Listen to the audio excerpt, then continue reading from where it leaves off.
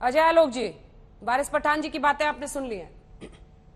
वो कह रहे हैं मदद कर रहे थे युवाओं की, जिनको नेतागिरी कर रहे थे उनको पुलिस ने पकड़ लिया था, उन्हीं को छुड़ा रहे थे ओवैसी जी आधी रात में। अंजना जी, मैं नॉर्मली हिंदू मुसलमानों पे ज्यादा बोलना नहीं चाहता हूँ, लेकिन इनकी बातें सुन रहा था।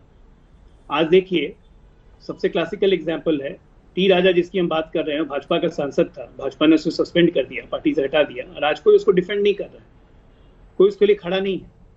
लेकिन ये साहिबान जितने आपके चैनल में बैठे हुए हैं, ये सब सर तन से जुदा को डिफेंड कर रहे हैं।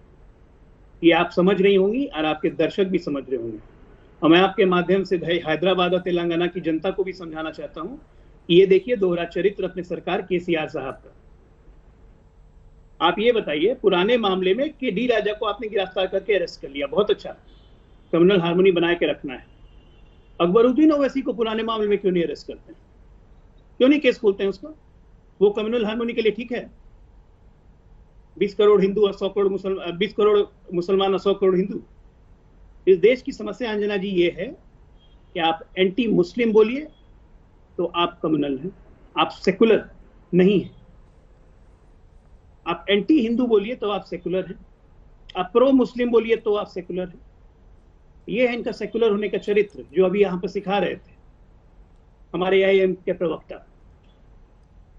विडंबना ये है कि आज की तारीख में अगर हिंदू भी ये सोचने लगे कि कोई हमारे राम मंदिर पे, हमारे राम भगवान पे, सीता माता पे या कोई कुछ बोलेगा, तो हम लोग भी तलवार फरसे घड़ा से लेकर रोड पे निकल जाए 10,000 हिंदू हर शहर में, और कह दें कि गर्दन काट लेंगे, उल्टा लाट टांग देंगे, तो क्या हो जाएगा? फिर कोई बोलेगा? जो चीज गलत है वो गलत है। आपके शो पे वो कह रहा है नाली का कीड़ा है, 20 साल से ही काम कर रहा था डी राजा के बारे में।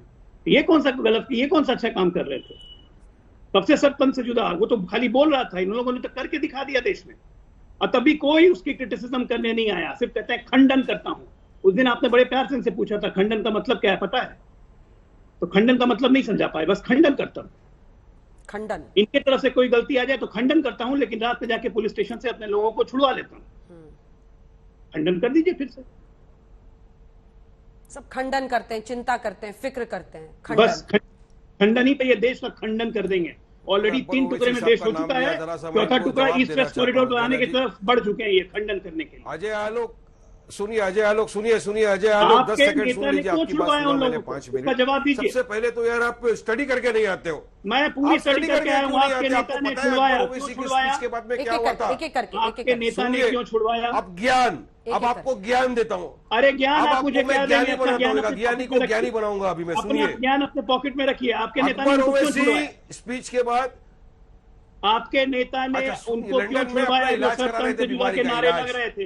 बात नंबर 1। अजय जी एक बार सुन लीजिए वो क्या कह रहे हैं, एक बार सुन लीजिए। अपने आप को कोर्ट में सरेंडर कराया। सुनिए सुनिए सुनिए, अरे ज्ञान बांट रहे हो, ज्ञान तो लो यार, अज्ञानी कब तक रहोगे जिंदगी भर। सुनिए, अकबर ओवैसी स्पीच के बाद लंदन में ट्रीटमेंट ले रहे थे, अपना इलाज कर रहे थे, ट्रीटमेंट छोड़ के आए, कोर्ट के सामने सरेंडर हुए। कोर्ट ने उनको 42 दिन 42 डेज हिरासत में रखा, उसके बाद उनको बेल हुआ। 10 साल केस लड़े। केस में जब दोनों तरफ की सुनवाई हो गई, उसके बाद कोर्ट ने उनको बाइज्जत बरी कर दिया। और ये दरिंदा राजा सिंह 4 घंटे में बाहर आ गया, जिसने हमारे हुजूर मोहम्मद मुस्तफा सल्लल्लाहु अलैहि वसल्लम की शान में गुस्ताखी की, जिसने हमारे दिलों को हर्ट पहुंचाया। अरे हमारे दिल में बसता है हमारा हुजूर, हमारे दिल में बसते हैं हमारे हुजूर की मोहब्बत। ऐसे दरिंदे को क्या बाहर रहना चाहिए? अच्छा किया आज इसको हैदराबाद की पुलिस ने निकाला। ऐसे दरिंदे की जगह सलाखों के पीछे, सलाखों के पीछे, खुली फिजा में नहीं है। 75 एफआईआर है उसके ऊपर, 75 एफआईआर है उसके ऊपर, हैबिचुअल ऑफेंडर है। हमने तो असेंबली के स्पीकर को भी लिखा है कि उसको सस्पेंड किया जाए। चलिए वारिस साहब, चिल्लाने से नहीं होगा वारिस साहब, ठीक है, सस्पेंड किया जाए, सब किया जाए, बस मुनव्वर फारूकी का नाम ले लो, आपकी बोली बंद हो जाती है, XYZ करने लगते हैं।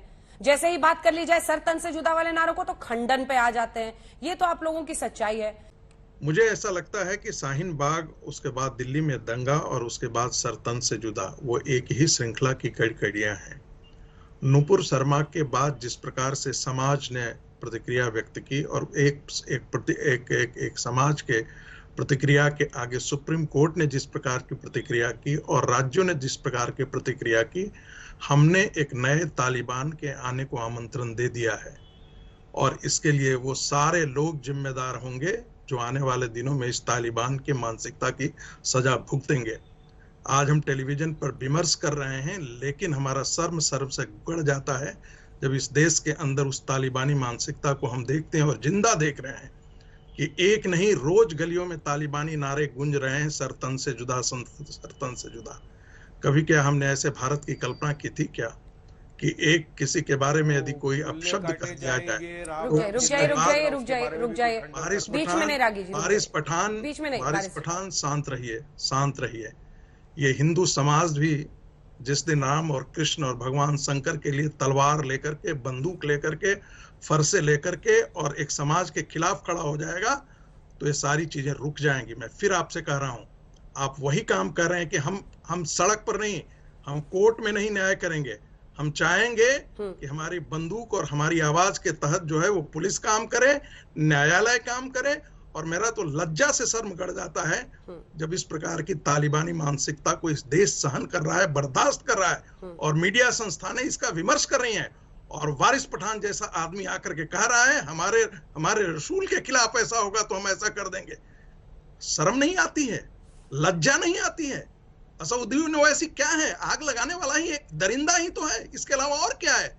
जिसे रोज मीडिया पर बुला करके बड़ी बड़ी बातें की जाती है, वो दरिंदा से ज्यादा क्या है? और राजा सिंह जो एक ऐसा शैतान जो राजा सिंह क्या है? एक सेकंड मिस्टर रागी को दिखाइए मेरे साथ। अंधेरी गलियों में राजा सिंह क्या है? अपने कारपोरेटर के थ्रू आपकी बोली चुप हो जाएगी राजा सिंह के नाम पर, आपकी बोली चुप हो जाएगी राजा सिंह के नाम पर। आप दरिंदे जैसे शब्द का इस्तेमाल कर रहे हैं, बिल्कुल होगी। तो बोलिए, उनको भी बोलिए, आरोप मत लगाइए, बोलिए ना, उन पर नहीं बोल रहे, उन पर भी बोलिए, उन पर भी बोलिए, नहीं होगी, उन पर भी बोलिए, उन पर भी अपनी पोटली से अपशब्द निकालकर उन पर भी बरसाइए। यदि ये बात कहती है कि जिसने नारा लगाया उसने पूरे देश में आतंक फैला दिया, तब यही होगा जो आप देख रहे हैं, जो आप भुगत रहे हैं।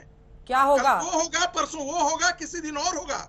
आज हैदराबाद में हुआ है, कल कानपुर में होगा, परसों मद्रास में होगा। और आप भुगतेंगे। राजा सिंह ने क्यों बोला ये सब? करेंगे रोज हम, और मैंने कहा था ना राजा सिंह पर आपकी बोली बंद हो जाएगी।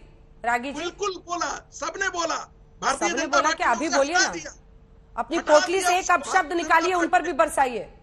अपनी पोटली से एक अपशब्द निकालिए, उन पर भी बरसाइए। क्यों? आप ओवैसी के लिए तो बोल रहे थे, आप ओवैसी पर तो बोल रहे थे। कोशिश में आप तालिबानी मानसिकता को हवा, पानी और खाद दे रहे हैं। बिल्कुल नहीं रागी साहब, बिल्कुल दे रहे हैं, बिल्कुल नहीं रागी साहब। हम सिर्फ वैमनस्य को दूर करने के लिए एक सार्थक बातचीत कर रहे हैं। फिरोज खान को दिखाइए। हो गया मिस्टर रागे, पूरी जो समस्या है ना, वो सिर्फ यही है कि कोई भी जब एक तरफा होकर सोचता है तो वो सिर्फ नफरत के बीज बोता है।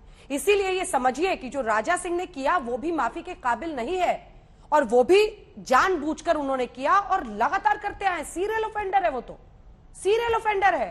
कई वर्षों से वो इस तरह का जहर वहां पर उगल रहे हैं। अगर आपको मुनव्वर फारूकी के प्रोग्राम से प्रॉब्लम है तो आप पुलिस में कंप्लेन कीजिए, कोर्ट में जाइए।